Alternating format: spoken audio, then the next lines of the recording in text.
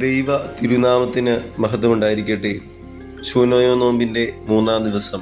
യേശുക്രിസ്തുവിൻ്റെ ജനനം മുതൽ കുരിശ് വരെയുള്ള എല്ലാ ഘട്ടങ്ങളിലും ദൈവമാതാവ് തൻ്റെ പുത്രനോടൊപ്പം നിന്നു. സന്തോഷത്തിൻ്റെ നിമിഷങ്ങളിൽ മാത്രമല്ല, സങ്കടത്തിൻ്റെയും സഹനത്തിൻ്റെയും നിമിഷങ്ങളിലും അവൾ യേശുവിനെ കൈവിട്ടില്ല. പ്രത്യേകിച്ച് കാൽവരിയിലെ കുരിശിൻ ചുവട്ടിൽ നിൽക്കുന്ന ദൈവമാതാവിൻ്റെ ചിത്രം ഒന്ന് ഓർക്കൂ. എല്ലാ ക്രൈസ്തവർക്കും ധൈര്യത്തിൻ്റെയും വിശ്വസ്തതയുടെയും മഹത്തായ പാഠമാണ്. എല്ലാം നഷ്ടപ്പെട്ടതായി തോന്നിയ ആ നിമിഷത്തിലും അമ്മയുടെ ആ പ്രതീക്ഷ ദൈവത്തിലായിരുന്നു. നമ്മുടെ ജീവിതത്തിലും പരീക്ഷണങ്ങൾ കടന്നു വരും.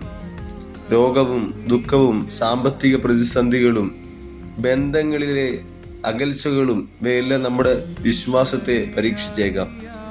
അത്തരം സമയങ്ങളിൽ ദൈവത്തെ വിട്ടുപോവുകയല്ല, ദൈവത്തോട് കൂടുതൽ ചേർന്ന് നിൽക്കുകയാണ് ചെയ്യേണ്ടത്. കാരണം പരീക്ഷണങ്ങൾ നമ്മുടെ വിശ്വാസത്തെ തകർക്കാനല്ല, അതിനെ കൂടുതൽ ശക്തിപ്പെടുത്താനാണ് ദൈവം ശ്രമിക്കുന്നത്. ഈ നോമ്പിൽ പരിശുദ്ധ ദൈവമാതാവിൽ നിന്ന് നമുക്ക് പഠിക്കാം. സാഹചര്യങ്ങൾ മാറിയാലും ദൈവത്തോടുള്ള വിശ്വാസം മാറുന്നില്ല എന്നുള്ളത്.